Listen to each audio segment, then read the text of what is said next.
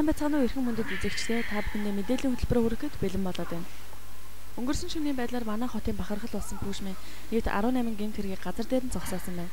Энэ жил гэмт хэргийн гаралт өнгөрсөн оныхтой харьцуулахад 37% буурсан бөгөөд хотын захиргаанаас пүүшмэнтэй холбоо тогтоох оролдлого хийсэн боловч тэрээр өөрийгөө нууцлсан хэвээр байна.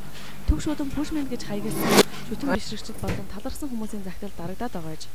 Мөн түнчлэн пүүшмэний тухай хэд парадыг 7 хоногийн турш төгөөлж байгаа бөгөөд түүний нэртэй футболк залуусын дунд хамгийн эрэлт хэрэгцээтэй бараа болоод байгаа гэж. Пүүшмэний талаар өөр нэгэн мэдээллийг хүргэхэд тун удахгүй пүүшмэний нэрийн гоо сайхны бүтээгдэхүүн худалдаанд гарах гэж байна.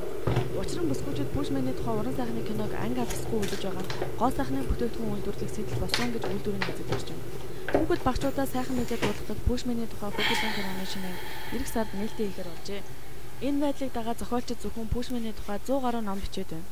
Пүүшмэний баатарлаг үйлсийг дагаад сөрөг зүйлээд гарч иж байгаа нь тун харамсалтай. Учир нь юу вэ гэвэл охид бүсгүүчүүд пүүшмэнтэй нүүр тулан уулзахын тулд шөнө гараа ганцаараа явж хүүхдүүд пүүшмэн болон хэрэгт нэг гэмтэж байгаа нь нүүр нүрт нь нуугаар нөлөөлж байна. Зарим хүмүүс түүнийг хэн болохыг мэдхийн тулд пүүшмэн гэдэг хүн байхгүй гэж сурахж байгаа нь эцэг эхчүүд хүүхдүүдэд хурах сайхан шалтгаан болоод байна. Манай сувгийг сонгон үзсэн та бүхэндээ баярлалаа. Дараагийн мэдээллийн хөтөлбөрөөр 12 цагаас хүлээн авч үзээрэй.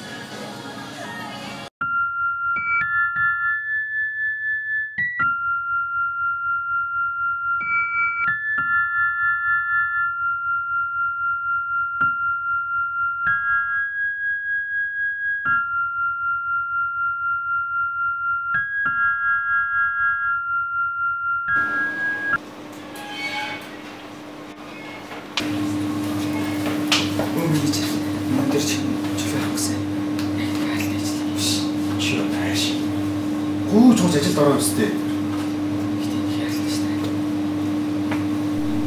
За өнөөдөр чамд төлөв зарим. Тэгээд та бүхний өмнө дуучин бүрэлдэхүүн альмаа.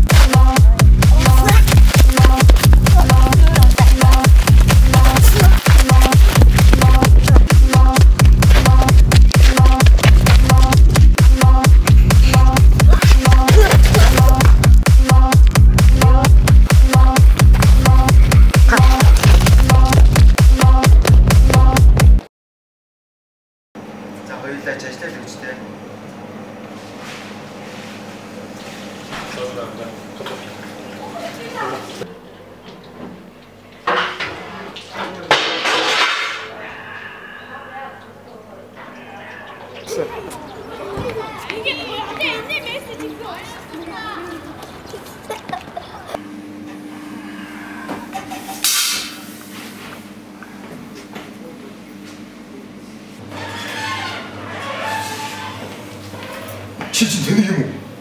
Эсвэл ахмад ингэж байгаа юм уу?